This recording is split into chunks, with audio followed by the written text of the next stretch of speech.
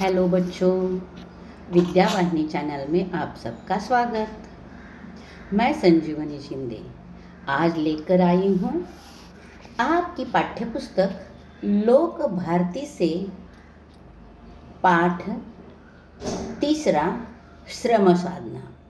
बच्चों, हमने दूसरी इकाई शुरू की है।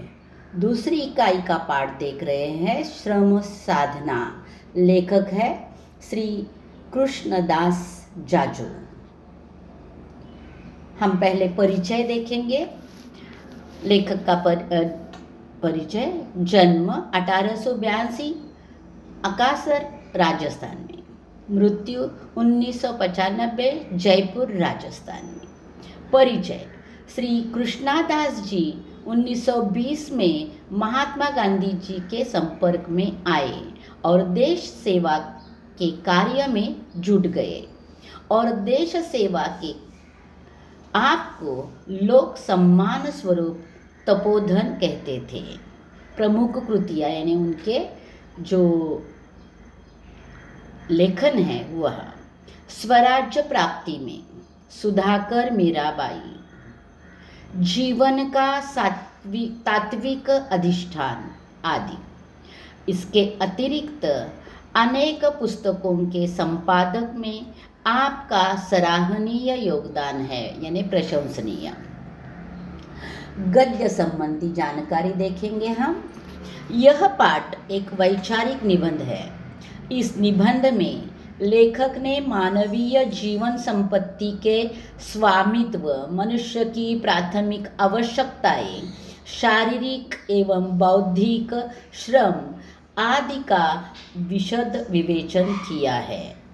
लेखक ने यहाँ श्रम की प्रतिष्ठा स्थापित करते हुए आर्थिक सामाजिक समानता पर विशेष बल दिया है। यानी देखो, लेखक ने सही है कि समाज की रचना कैसे बनती जा रही है। समाज में श्रम के सिवा समाज का विकास हो ही नहीं सकता। तो भी श्रम करने वाले जो श्रमिक है, जो मजदूर है, उनको आर्थिक दृष्टया बहुत कमकुवत बनाया गया है और जो बौद्धिक काम करते हैं उनके बारे में ज़्यादा सोचा गया है। लेकिन लेखक का कहना है कि अगर श्रम पर आधारित समाज विकास है तो श्रम को महत्व देना चाहिए और इन्हीं मतों को उन्होंने स्पष्ट किया है। हम आहिस्ता आहिस्ता थोड़ा थोड़ा पाठ पढ़ते हुए आगे बढ़ते जाएंगे, देखेंगे। पाठ की शुरुआत करती हूँ मैं। गुलामी की प्रथा संसार भर में हजारों वर्षों तक चलती रही। उस लंबे अरसे में विद्वान, तत्ववेत्ता और साधु संतों के रहते हुए भी वह चलती रही। गुलामी की प्रथा, और हमने इतिहास आपने पढ़ा है और इतिहास में हमने देखा है कि गुलामी की प्रथा समाज में कैसे फैली हुई थी। लेखक कहते हैं समाज में विद्वान लोग थे, तत्ववेत्ता थे, साधु थे, संत थे, तो भी गुलामी की प्रथा चलती रही। गुलाम लोग खुद भी मानते थे कि वह प्रथा उनके हित में है। फिर मनुष्य का विवेक जागृत हुआ। अपने जैसे ही हाड़ मांस और दुख की भावना रखने वालों को एक दूसरा बलवान मनुष्य गुलामी में जकड़ रखे। क्या यह बात न्यायोचित है? यह प्रश्न सामने आया। लेखक कहते हैं कि जो गुलाम बनते थे उन लोगों को भी लगता था कि यह सही है, ऐसा ही होना चाहिए। लेकिन आहिस्ता आहिस्ता मानवों के विचार में बदलाव होता गया और बलवान व्यक्ति, बलवान मनुष्य गुलामी में जकड़ रखे।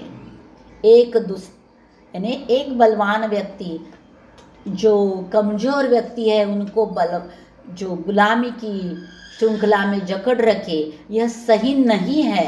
यही पूछते हैं लेखक कि ये क्या सही है, ऐसी बात समाज में होना। इसको हल करने के लिए आपस में युद्ध भी हुए। अंत में गुलामी की प्रथा मिट कर रही। इसी प्रकार राजाओं की संस्था की बात है। यानी एक गुलामी की प्रथा और दूसरी राज प्रथा। ये दो प्रथाएं इन दो प्रथाओं को लेखक ने कड़ा विरोध किया है कि राजाओं के देखो एक राजा, एक घर का एक राजा होता था, उसके हाथ में पूरा राज कारभार रहता था। वह बूढ़ा होने के बाद, वह मर जाने के बाद उसका बेटा राजा होता था। यह बात, यह राज प्रथा लेखक को ठीक नहीं लगती थी। जगत भर में हजारों वर्ष तक व्यक्तियों का बादशाह राज्य चला, बादशाहों का राज्य चला, पर अंत में क्या किसी एक व्यक्ति को हजारों आदमियों को अपनी हुकूमत में रखने का अधिकार है? यह प्रश्न खड़ा हुआ। यानी एक राजा, और एक राजा ऐसे अपने समाज के, अपने राज्य के हजारों लोगों पर अधिकार करेगा, यह बात सही है? नहीं। यह भी प्रश्न सामने आया। उसे हल करने के लिए अनेक घनघोर युद्ध हुए और सदियों तक कहीं न कहीं झगड़ा चलता रहा। यानी यह प्रथा बंद करने के लिए कई प्रकार की कोशिशें की गई, युद्ध किए गए, और आहिस्ता आहिस्ता वो प्रथा बंद हो गई। फिर आ गई लोकशाही, जो लोग चुनौती करेंगे वह प्रतिनिधि का राज्य कारभार करने लगे। असंख्य लोगों को यातनाएं सहनी करनी पड़ी। अंत में राज प्रथा मिट कर रही और राजसत्ता प्रजा के हाथ में आई। हजारों वर्ष तक चलती हुई मान्यताएं छोड़ देनी पड़ी। ऐसी ही कुछ बातें संपत्ति के स्वामित्व के बारे में भी है कि संपत्ति का स्वामित्व एक के हाथ में क्यों, इसके बारे में भी ऐसी ही बातें हैं। आगे देखेंगे। संपत्ति के स्वामित्व और उसके अधिकार की बात जानने के लिए यह समझना जरूरी है कि संपत्ति किसे कहते हैं और वह बनती कैसे है। सबसे पहले यह जान लेना जरूरी है कि संपत्ति किसे कहते हैं और वह संपत्ति कैसे बनती है। तो उसके बारे में देखेंगे। आम तौर से माना जाता है कि रुपया, नोट या सोना चांदी का सिक्का ही संपत्ति है, लेकिन यह ख्याल गलत है। यह विचार गलत है कि संपत्ति यानी रुपया, नोट, सोना, चांदी यह संपत्ति है, यह गलत है। तो लेखक क्या कहते हैं देखेंगे। क्योंकि ये तो संपत्ति के मापतल है, साधन मात्र है। संपत्ति तो वे ही चीजें हो सकती है जो किसी न किसी रूप में मनुष्य के उपयोग में आती है। तो संपत्ति वह चीज़ है जो किसी न किसी रूप में मानव को उपयोग में आएगी। उनमें से कुछ ऐसी है जिनके बिना मनुष्य जिंदा नहीं रह सकता, एवं कुछ सुख सुविधा और आराम के लिए होती है। यानी जीवन में उनमें से कुछ ऐसी चीज़ें हैं जिसके कारण मनुष्य जिंदा ही नहीं रह सकता, और कुछ सुख सुविधाएं ऐसी है कि जो आराम के लिए, मानव के चयन के लिए है। अन्न, वस्त्र और मकान मनुष्य की प्राथमिक आवश्यकताएं हैं, जिनके बिना उसकी गुजर बसर नहीं हो सकती। उनके अलावा दूसरी अनेक चीज़ें हैं जिनके बिना मनुष्य रह सकता है। यानी कुछ चीज़ें ऐसी हैं कि जो प्राथमिक आवश्यकता है वो होनी ही चाहिए हर मानव के पास, और कुछ ऐसी है कि जो मनुष्य के लिए सिर्फ सुख सुविधाएं, जो सुख प्राप्ति के लिए होती है। प्रश्न उठता है कि संपत्ति रूपी ये सब चीजें बनती कैसी है। तो सृष्टि में जो नानाविध द्रव्य तथा प्राकृतिक साधन हैं, उनको लेकर मनुष्य शरीर श्रम करता है, तब यह काम की चीज़ें बनती हैं। और यह काम की चीज़ें जो आवश्यक है वह हो, या जो सुख सुविधा सुख के लिए है वह हो, वह कैसी बनती है। सृष्टि में अनेक नानाविध यानी अनेक प्रकार के द्रव्य है, प्राकृतिक साधन है, उसके ऊपर मानव शरीर श्रम करता है, मेहनत करता है और ऐसी काम की चीजें बनती है। अतः संपत्ति के मुख्य साधन दो है, एक सृष्टि के द्रव्य और दूसरा मनुष्य का शरीर श्रम।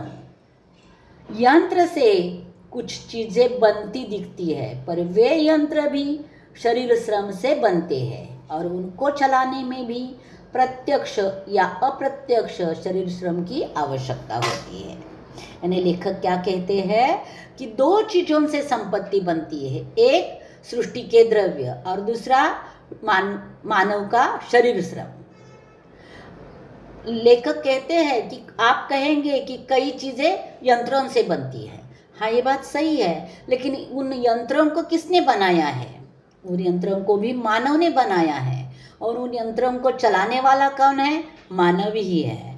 तो मानव का श्रम और सृष्टि के द्रव्य संपत्ति के लिए महत्वपूर्ण दो साधन हैं। केवल बौद्धिक श्रम से कोई उपयोग की चीज नहीं बन सकती, अर्थात बिना शरीर श्रम के संपत्ति का निर्माण नहीं हो सकता। यानी संपत्ति का निर्माण करना है तो शरीर श्रम की आवश्यकता है। सिर्फ बौद्धिक क्षमता के ऊपर संपत्ति नहीं बन सकती।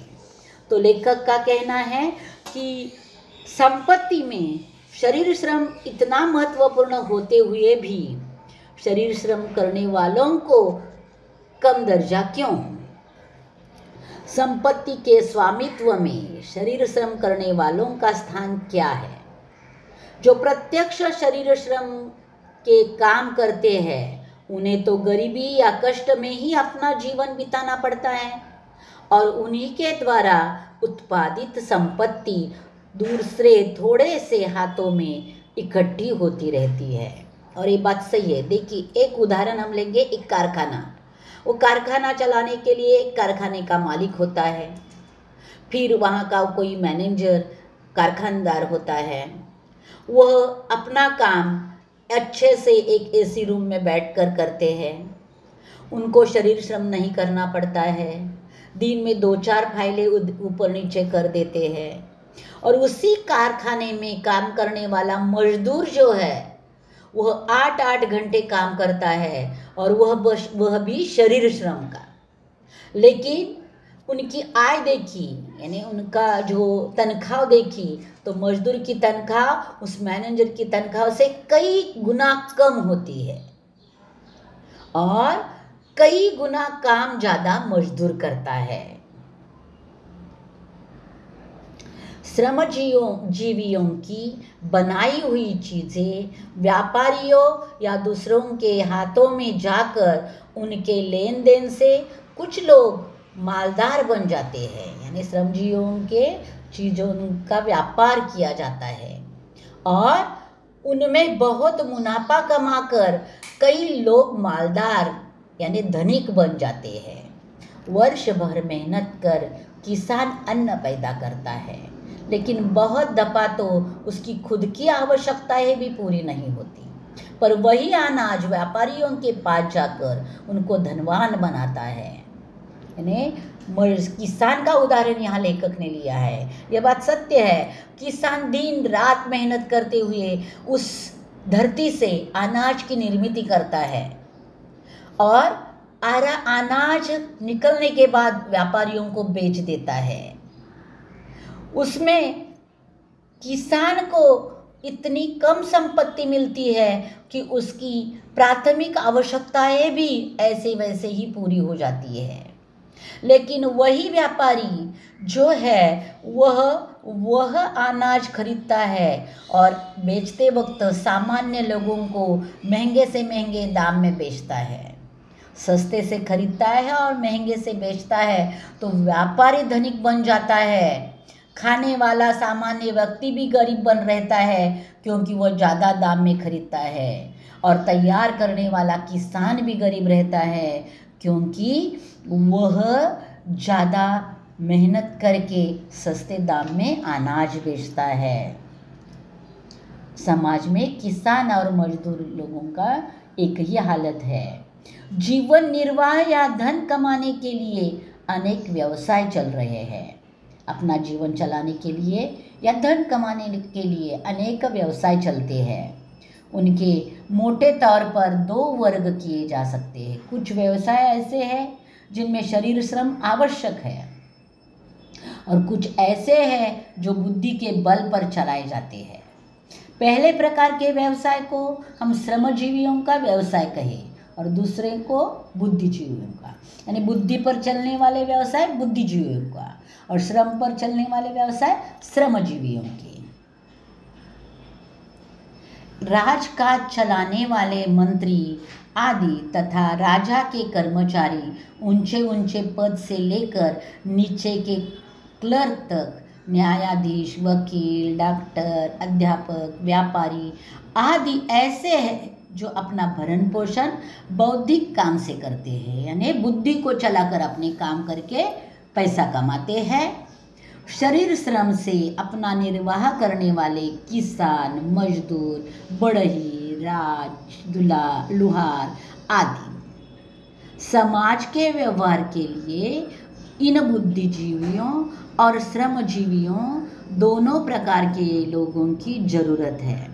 पर सामाजिक दृष्टि से इन दोनों के व्यवसाय के मूल्यों में बहुत फर्क है। यानी एक समाज को चलाना है तो ऊपर दिए हुए बुद्धिजीवी लोगों की भी ज़रूरत है और नीचे दिए हुए श्रमजीवियों की भी ज़रूरत है। तो लेखक कहते हैं दोनों के सिवा समाज नहीं बन सकता। तो भी समाज में बुद्धिजीवियों और श्रमजीवियों में पैसों की आर्थिक दृष्टि से बहुत फर्क है। बुद्धिजीवियों का जीवन श्रमजीवियों पर आधारित है। ऐसा होते हुए भी दुर्भाग्य यह है कि श्रमजीवियों की मजदूरी एवं आमदनी कम है, समाज में उनकी प्रतिष्ठा नहीं है और उनको अपना जीवन प्रायः कष्ट में ही बिताना पड़ता है। देखो एक उदाहरण देती हूँ मैं। एक डॉक्टर है या एक शिक्षक है, वह पैसा कमाता है अपने बुद्धि का उपयोग करके, लेकिन जीने के लिए उसे श्रमजीवियों से ही कुछ खरीदना पड़ता है। अनाज खरीदना पड़ता है, कुछ बर्तन खरीदने पड़ते हैं। तो शिक्षक का या डॉक्टर का जीवन श्रमजीवियों के बिना चल नहीं सकता। वैसे एक श्रमजीवी है, एक किसान है, वह किसान अपना बिना शिक्षक की मदद से अथवा बिना डॉक्टर की मदद से या बिना वकील की मदद से अपना जीवन जी सकता है। का मतलब बुद्धिजीवियों का जीवन श्रमजीवियों पर निर्भर होते हुए भी श्रमजीवियों को समाज में महत्व नहीं है। व्यापारी और उद्योगपतियों के लिए अर्थशास्त्र ने यह नियम बताया है कि खरीद सस्ती से सस्ती हो और बिक्री महंगी से महंगी हो। यानी समाज में व्यापारी और उद्योगपतियों के लिए अर्थशास्त्र ने यह नियम किया है कि जो भी वो खरीदेंगे वह सस्ते से सस्ते दाम में खरीदेंगे और बेचना है तो महंगे से महंगे दाम में बेचेंगे। तो व्यापारी जो है वह धनवान बनते जाते हैं। मुनाफे की कोई मर्यादा नहीं रखी है। जो कारखाना मजदूरों के शरीर श्रम के बिना चल नहीं सकता, उसके मजदूर को 1500 मासिक के अधिक भले ही न मिले, पर व्यवस्थापकों और पूंजी लगाने वालों को हजारों लाखों का मिलना गलत नहीं माना जाता। यानी जो लोग, लेखक कहते हैं कि जो लोग शरीर श्रम करते हैं उनके बिना कारखाना चल ही नहीं सकता है। उनको 1500 मासिक देकर उनका काम चलाया जाता है। लेकिन जो व्यवस्थापक है अथवा जो उसमें पैसे लगाने वाला है उसके लिए तो लाखों का मुनाफा माना जाता है। मनुष्य समाज में रहने से अर्थात समाज की कृपा से ही व्यवहार चलाने लायक बनता है। बालक प्राथमिक शाला से लेकर देश विदेश के ऊंचे से ऊंचे महाविद्यालयों में सीखकर जो योग्यता प्राप्त करता है, वे शिक्षालय या जो सरकार द्वारा चलाए जाते हैं, जिनका खर्च आम जनता के टैक्स के रूप में वसूल किए हुए है पैसे से चलता है, या दानी लोगों की कृपा से जो कुछ पढ़ने की फीस दी जाती है वह तो खर्च के हिसाब से नगण्य है। यानी लेखक कहते हैं समाज को बुद्धिजीवी बनाने का कार्य महाविद्यालय शिक्षण संस्थाएं करती है। वो शिक्षण संस्थाएं कैसे चलती है? एक तो सामान्य जनता जो टैक्स देती है उसके आधार पर चलती है, या समाज में जो दानी लोग हैं उनके पैसों से चलती है। उसको समाज का अधिक कृतज्ञ रहना चाहिए कि उस पैसे के बल पर वह विद्या पढ़कर योग्यता प्राप्त कर सका। इस सारी शिक्षा में जो कुछ ज्ञान मिलता है वह भी हजारों वर्षों तक अनेक तपस्वियों ने मेहनत करके जो कण कण संग्रहित कर रखा है उसी के बल पर मिलता है। व्यापारी और उद्योगपति भी व्यापार की कला विद्यालयों से, अपने साथियों से एवं समाज से प्राप्त करते हैं। यानी व्यापारी भी उद्योगपति की कला, व्यापार की कला कहाँ से लेते हैं? विद्यालयों से लेते हैं, अपने साथियों से लेते हैं और समाज से प्राप्त करते हैं। जब अपनी योग्यता प्राप्त करने में हमारा खुद का हिस्सा अल्पतम है और समाज की कृपा का अंश अत्यधिक, तो हमें जो योग्यता प्राप्त हुई है उसका उपयोग समाज को अधिक से अधिक देना और उसके बदले में समाज से कम लेना, यही न्याय तथा हमारा कर्तव्य माना जा सकता है। यानी लेखक कहते हैं अगर व्यापार की कला हो, डॉक्टर की कला हो, शिक्षक की कला हो, हम विद्यालय से, समाज से लेते हैं, तो वह कला लेने के बाद हमारा कर्तव्य है कि हमारी बुद्धि का उपयोग ज़्यादा से ज़्यादा समाज के लिए होनी चाहिए और उसके बदले में हम समाज से कम कुछ भी लेंगे। यह विचार होना जरूरी है। चल रहा है कुछ उल्टा ही। व्यक्ति समाज को कम से कम देने की इच्छा रखता है, समाज से अधिक लेने का प्रयत्न करता है।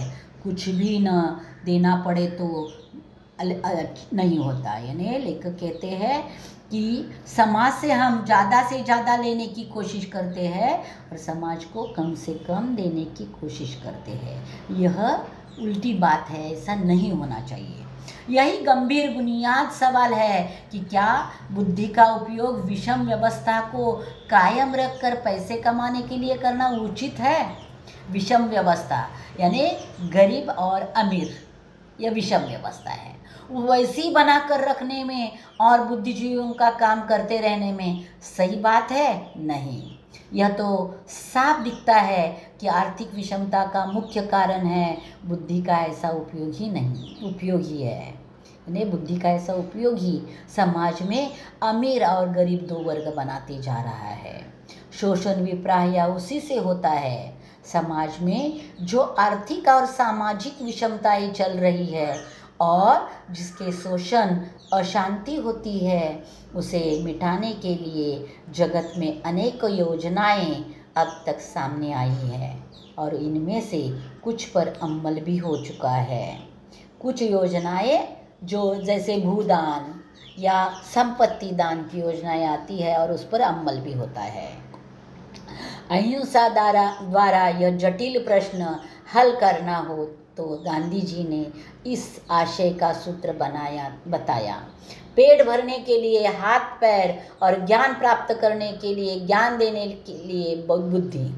ऐसी व्यवस्था हो कि हर एक को 4 घंटे शरीर श्रम करना पड़े और 4 घंटे बौद्धिक काम करने का मौका मिले और 4 घंटों के शरीर श्रम से इतना मिल जाए कि उसका निर्वाह चल सके। यानी गांधी जी ने यह उपाय बताया था कि समाज में प्रत्येक व्यक्ति को 4 घंटे, 24 घंटे में से 4 घंटे शरीर श्रम करना पड़ेगा और 4 घंटे बौद्धिक काम करना पड़ेगा और हर व्यक्ति जो 4 घंटे शरीर श्रम करेगा उसके बदले में उसको निर्वाह के लिए यानी दिन चलाने के लिए, दिनचर्या चलाने के लिए जो लगता है वह मिलता जाएगा।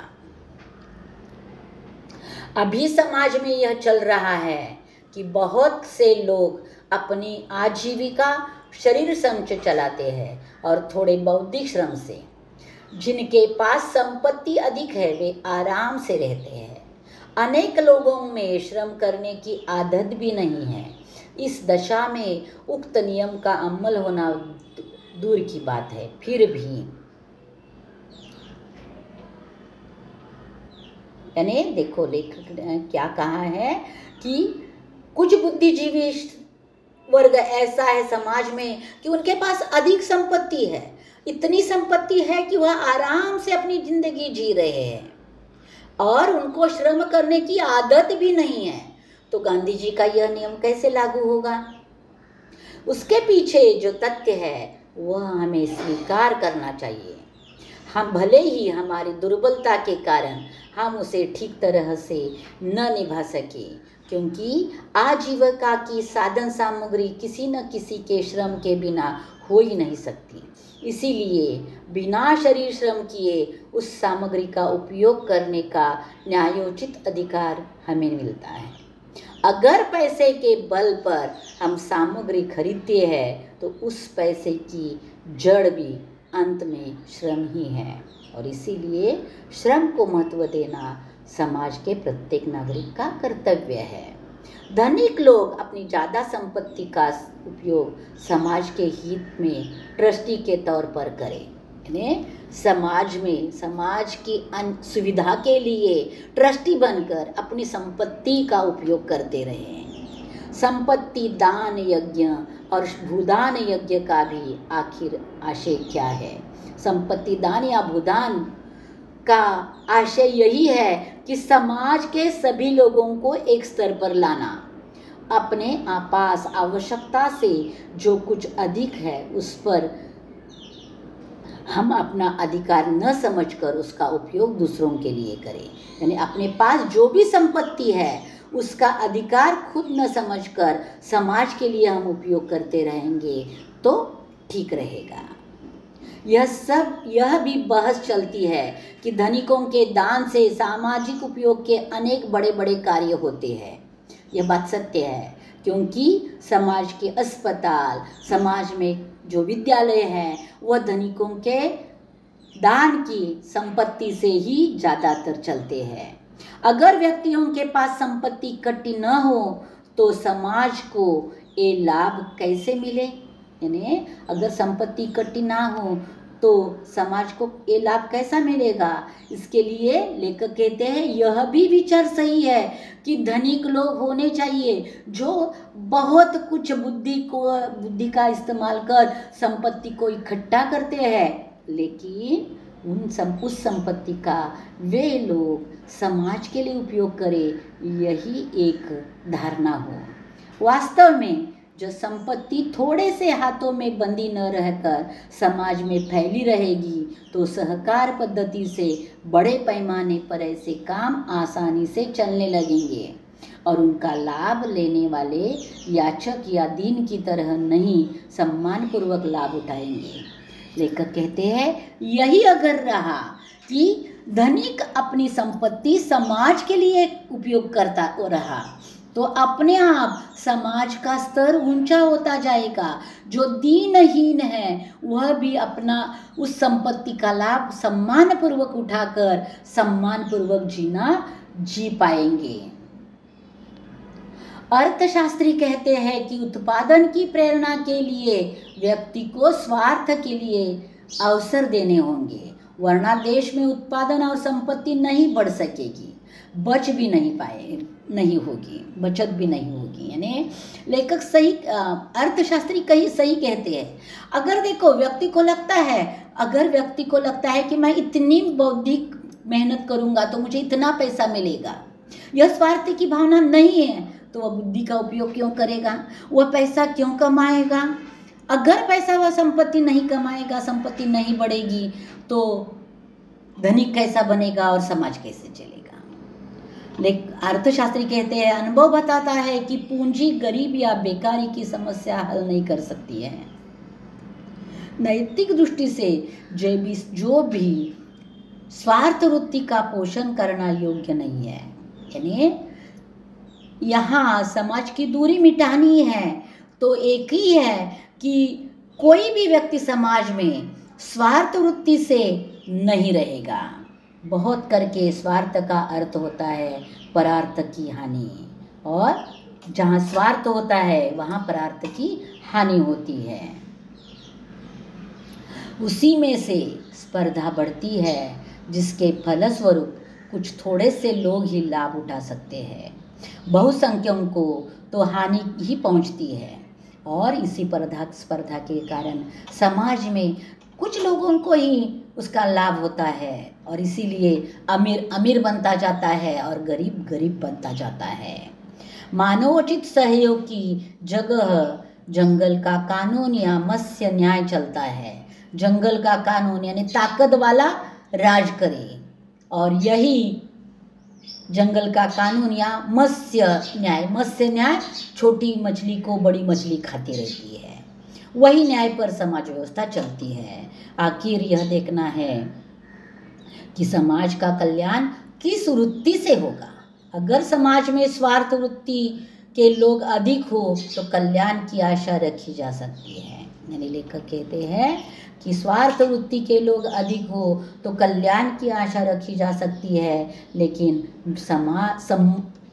जो समानता की आशा नहीं रख सकती।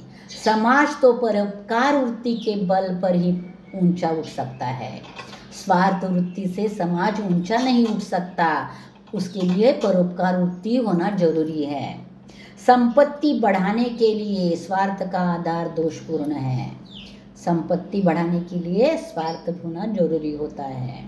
इस संबंध में कुछ भाई अमेरिका का उदाहरण पेश करते हैं। कहते हैं कि जिनके पास संपत्ति इकट्ठी हुई है उन पर कर लगाकर कल्याणकारी राज्य की स्थापना की जाए। इसी आधार पर भारत को कल्याणकारी राज्य बनाने की बात चलती है।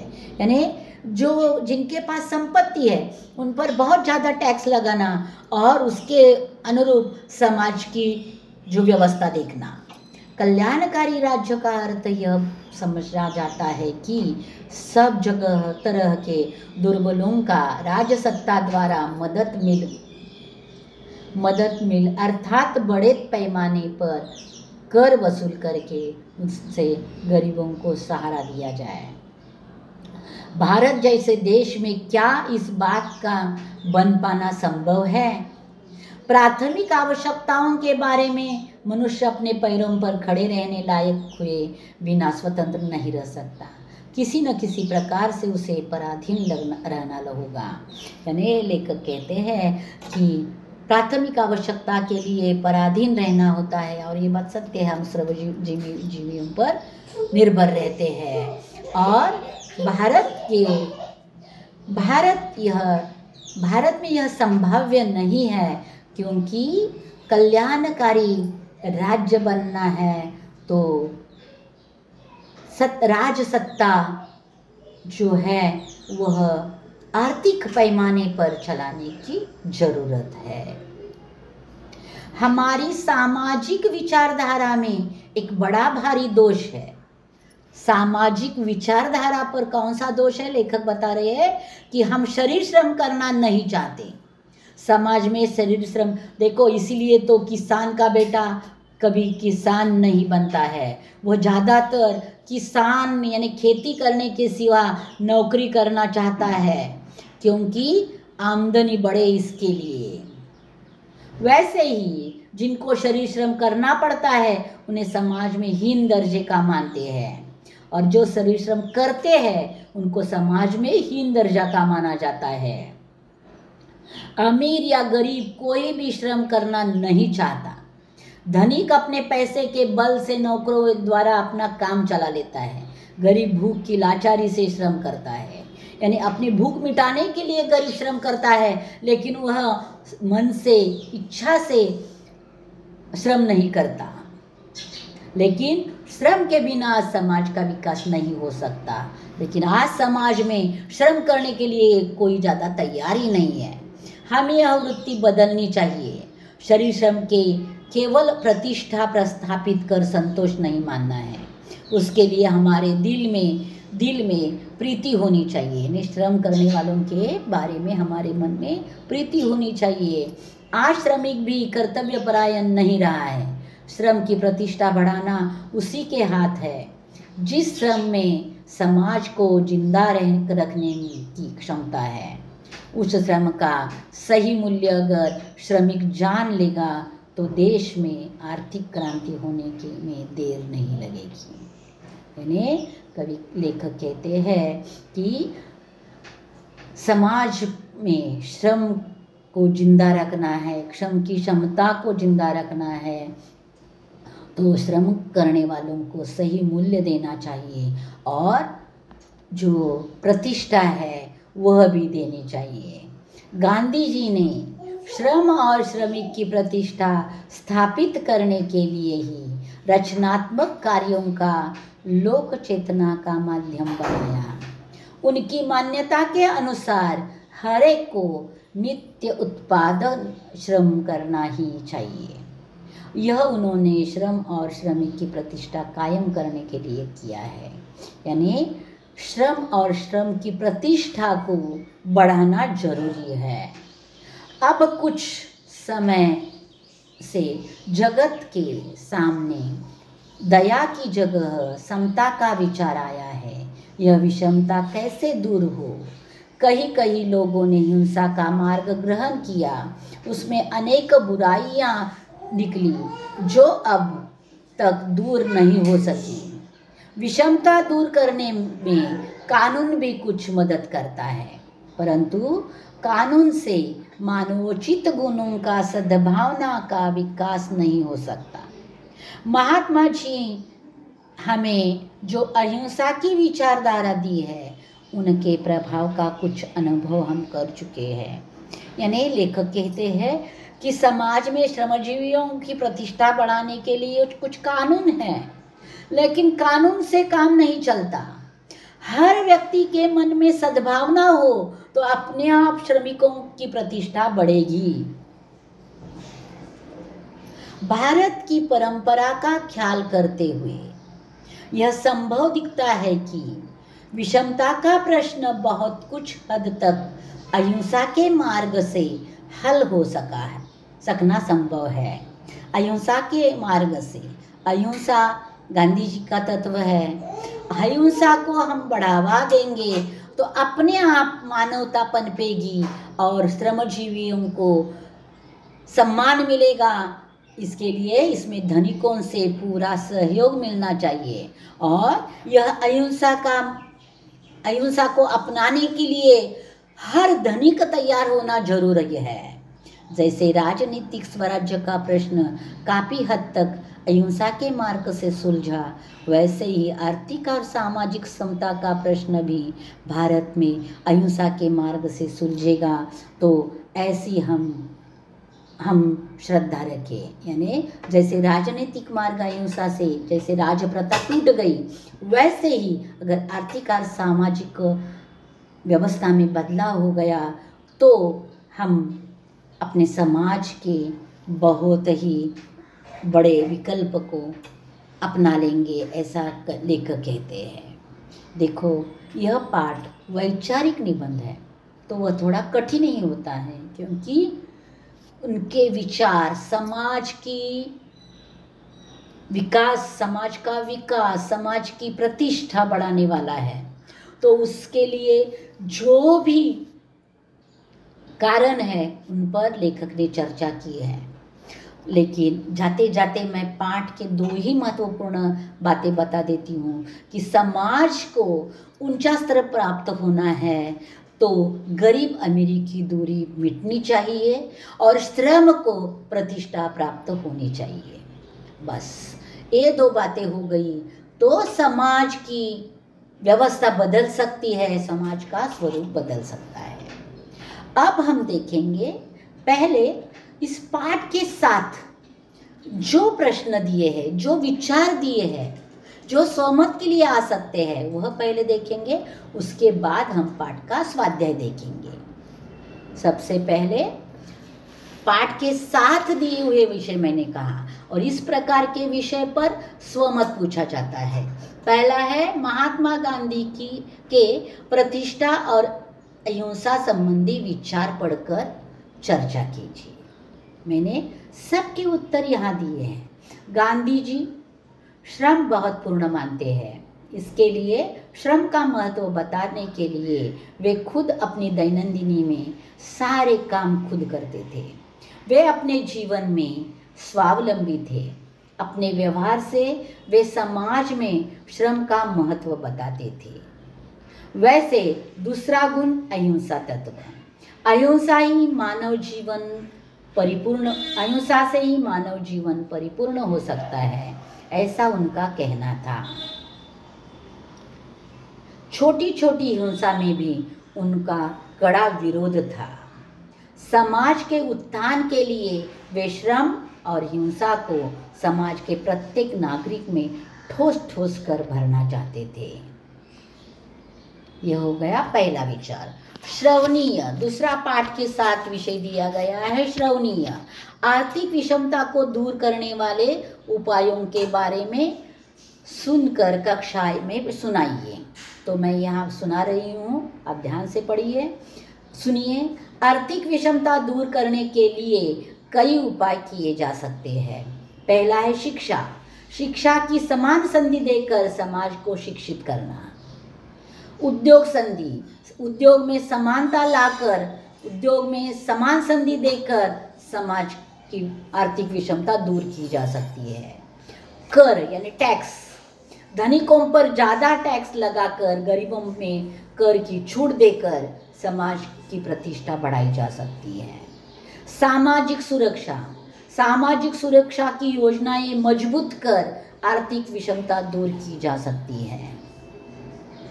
वित्तीय शिक्षा यानी वित्तीय शिक्षा समाज के सभी स्तरों पर देकर, वित्तीय शिक्षा यानी पैसा कैसे कमाया जाए और कमाया हुआ धन सही तरीके से कैसे इस्तेमाल किया जाए, इसकी शिक्षा समाज के सभी लोगों को देना। इन सब कारणों से अगर उपाय किए तो आर्थिक व्यवस्था, आर्थिक विषमता दूर हो सकती है। अगला विषय है वर्तमान युग में सभी बच्चों के लिए खेल कूद और शिक्षा के समान अवसर प्राप्त है। विषय पर चर्चा करते हुए अपना मत प्रस्तुत कीजिए। इसके बारे में भी मैंने उत्तर दिया है। वर्तमान युग में सभी बच्चों के लिए खेल कूद और शिक्षा के समान अवसर प्राप्त है। इस कथन पर मेरे विचार है कि सभी बच्चों यानी अमीर घर के बच्चे और गरीब घर के बच्चे, इन सब को समान अवसर नहीं मिल पाता। कोई बच्चा जन्म से ही किसी खेल की कुशलता लेकर आया हो या उसने कुशलता प्राप्त की हो तो भी ऊंचे स्तर पर खेल में सहभागी होना या कौशल्यपूर्ण प्रशिक्षक प्राप्त करना असंभव हो जाता है। शिक्षा तथा खेल कूद समाज में बहुत महंगा होता जा रहा है। गरीब लोगों को शिक्षा लेना या प्रशिक्षक प्राप्त करना असंभव हो रहा है। इसलिए मुझे लगता है कि शिक्षा और खेल में वर्तमान काल में समान दर्जा नहीं मिल रहा है। अगला विषय है मेवे फलते श्रम की डाल। इस विषय पर अपनी लिखित अभिव्यक्ति दीजिए, अपना स्वमत दीजिए। तो स्वमत है, श्रम का महत्व मानव जीवन में सबसे ज्यादा है। मेहनत से ही मानव जीवन का उत्थान होता है। मेहनत पर जीवन निर्भर रहता है। जो मेहनती होता है उसका जीवन सुखर होता है। आर्थिक स्तर सुधारने में मदद रहती है। श्रम से जीवन स्तर सुधारते जाते हैं। मेवे यानी सुविधाएं जो सिर्फ मेहनत से ही प्राप्त होते हैं। अब देखेंगे पाठ के नीचे जो लेखन कार्य है उसको। सबसे पहले शब्दार्थ, तत्ववेत्ता यानी तत्वज्ञ, हुकूमत यानी शासन, दफा यानी बार या मर्तबा। एक मुहावरा है गुजर बसर होना, आजीविका चलाना। अब सूचना के अनुसार कृतियाँ कीजिए, उत्तर लिखिए। व्यापारी और उद्योगपतियों के लिए अर्थशास्त्र द्वारा बनाए गए नए नियम, इसका उत्तर लास्ट में दिया है मैंने। संपत्ति के दो मुख्य साधन, सृष्टि के द्रव्य और मनुष्य का शरीर श्रम, ये दो साधन हैं। समाप्त हुई दो प्रथाएं, गुलामी की प्रथा और राज प्रथा। कल्याणकारी राज्य का अर्थ सब तरह के दुर्बलों को राजसत्ता द्वारा मदद दिया जाए। और पहला उत्तर, व्यापारी और उद्योगपतियों के लिए अर्थशास्त्र द्वारा बनाए गए नए नियम, खरीदी सस्ती से सस्ती हो और बिक्री महंगी से महंगी हो, यह उत्तर। अगला प्रश्न है, कल्याणकारी राज्य किसे, नहीं सॉरी, दूसरा प्रश्न, कृति पूर्ण कीजिए। गांधी जी द्वारा शोषण तथा अशांति मिटाने के लिए बताए गए सूत्र। पहला सूत्र, 4 घंटे के लिए शरीर श्रम, और दूसरा सूत्र 4 घंटे के लिए बौद्धिक श्रम।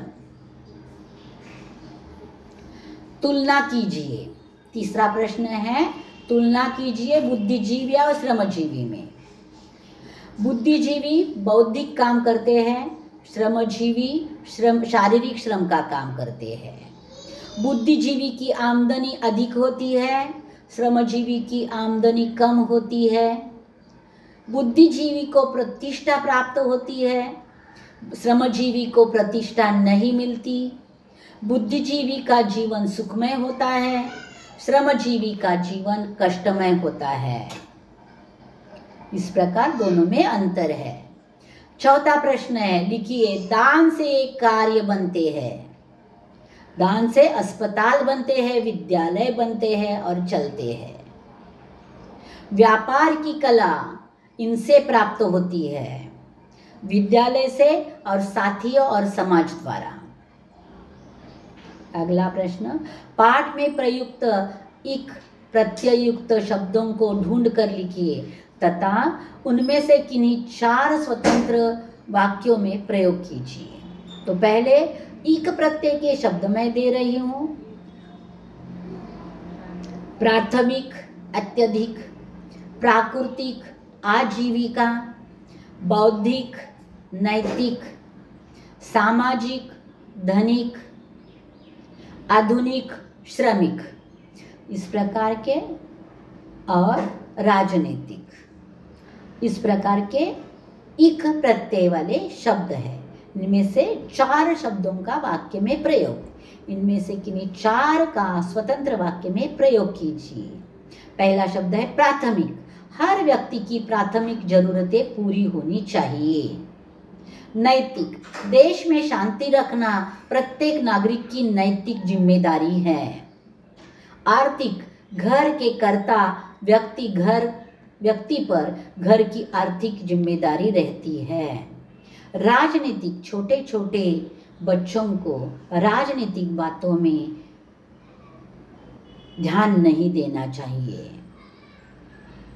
अब छठा प्रश्न, पाठ्य में कुछ ऐसे शब्द हैं जिनके विलोम शब्द भी पाठ में ही प्रयुक्त है, ऐसे शब्द ढूंढ कर लिखो।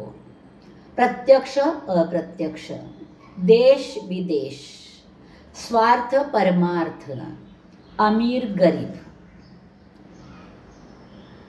अभिव्यक्ति, समाज परोपकार वृत्ति के बल पर ही ऊंचा उठ सकता है।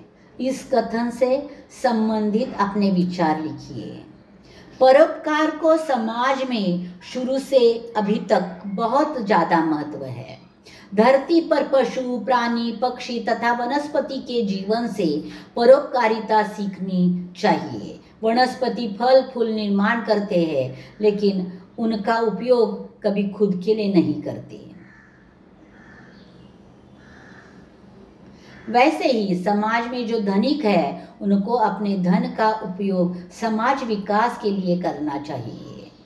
समाज में ऐसे लोग हैं जो परोपकारिता निभाते हैं। जिनके पास धन नहीं, वे लोग शरीर श्रम और मेहनत परोपकारिता के लिए लगा देते हैं। समाज में एक ऐसा भी वर्ग है जो सभी दृष्टि से पीड़ित है, जो कई लोग ऐसे भी है कि अपने संपत्ति की उनको खबर तक नहीं है। यह विषमता समाज में है। समाज के प्रगति के लिए परोपकार वृत्ति बढ़ाना आवश्यक है। यह सही है कि समाज परोपकार वृत्ति के बल पर ही ऊंचा उठ सकता है। देखिए अगला भाषा बिंदु। मैंने कहा हमेशा याद रखना, भाषा बिंदु यानी व्याकरण का प्रश्न होता है। और व्याकरण के प्रश्न में पहला प्रश्न है, निम्न वाक्यों में अधोरेखांकित शब्द समूह के लिए कोष्ठक में दिए गए मुहावरों में से उचित मुहावरे का चयन करके वाक्य फिर से लिखिए। कोष्ठक में दिए हुए मुहावरे हैं इज्जत उतारना, हाथ फेरना, कांप उठना, तिलमिला जाना, दुम हिलाना, बोलबाला होना। पहला वाक्य है, करामत अली हौले से लक्ष्मी के से स्नेह करने लगा। अर्थ यहाँ वाक्य में प्रयोग किया है, करामत अली हौले से लक्ष्मी से हाथ फेरने लगे। दूसरा वाक्य है, सार्वजनिक अस्पताल का ख्याल आते ही मैं भयभीत हो गया।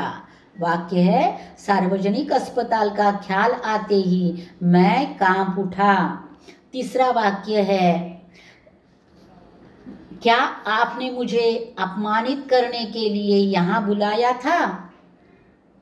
क्या आपने मेरी इज्जत उतारने के लिए यहाँ बुलाया था? चौथा वाक्य, सिरचन को बुलाओ, चापलूसी करता हुआ हाजिर हो जाएगा। उत्तर वाक्य है, सिरचन को बुलाओ, दुम हिलाता हुए हाजिर हो जाएगा। अंतिम वाक्य है, पंडित बुद्धिराम काकी को देखते ही क्रोध में आ गया। वाक्य है, पंडित बुद्धिराम काकी को देखते ही तिलमिला गए। भाषा बिंदु का दूसरा प्रश्न है, निम्नलिखित मुहावरों का अर्थ लिखकर उनका वाक्य में प्रयोग कीजिए। तो मुहावरा पहला है, गुजर बसर करना। अर्थ है जीविका चलाना। गरीब लोग रोजमदारी से गुजर बसर करते हैं। दूसरा है, गला फाड़ना। अर्थ है ऊंची आवाज में बोलना। वाक्य है, आजकल छात्रों की बढ़ती संख्या के कारण शिक्षिका को गला फाड़ कर बोलना पड़ता है। अगला मुहावरा है, कलेजे में हुक उठना, मन में वेदना उठना। माँ पिता के बिना रोते बच्चे को देखकर मेरे कलेजे में हुक उठी।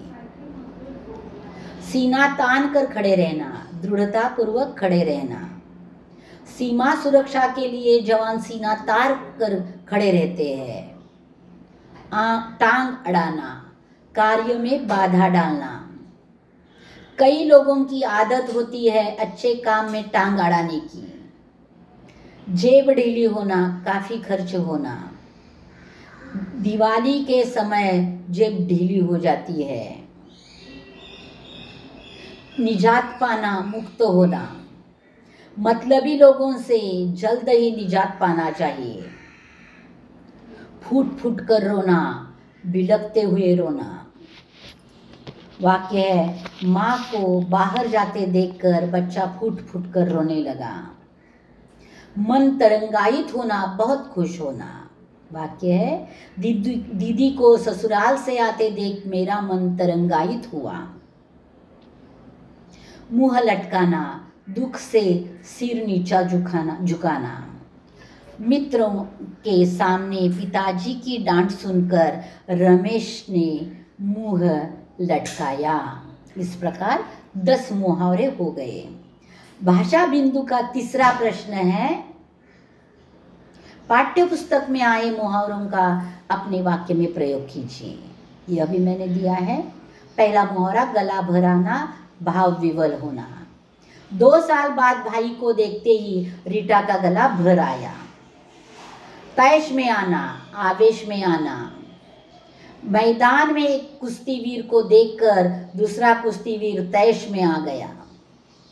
अगला मुहावरा, कांप उठना, भयभीत होना। अचानक रास्ते में सांप देखकर राधा कांप उठी। मुंह लाल होना, क्रोधित होना। बेटी की मस्ती देखकर पिता का मुंह लाल हो गया। ठेस लगना, दुखी होना। मंजरी भाभी की बातों से सिरचन के मन को ठेस पहुंची। इस प्रकार 5 मुहावरे मैंने दिए हैं। उपयोजित लेखन, देखिए बच्चों, उपयोजित लेखन यहाँ दिया है। निम्न शब्दों के आधार पर कहानी लेखन कीजिए। शब्द दिए मिट्टी, चांद और खरगोश। लेकिन बच्चों, यह प्रश्न मैंने नहीं दिया है क्योंकि इस प्रकार का प्रश्न अब परीक्षा में पूछा नहीं जाता। कहानी लेखन हमेशा अब सिर्फ और सिर्फ मुद्दों के आधार पर, रूपरेखा के आधार पर ही पूछी जाती है। इसलिए इस प्रश्न को आप ना करें। यहाँ बच्चों यह पाठ समाप्त हो गया है। पाठ क्या, पूरा पाठ मैंने अच्छी तरह से समझा दिया है। सभी प्रकार के स्वमत के विचार प्रकट किए हैं।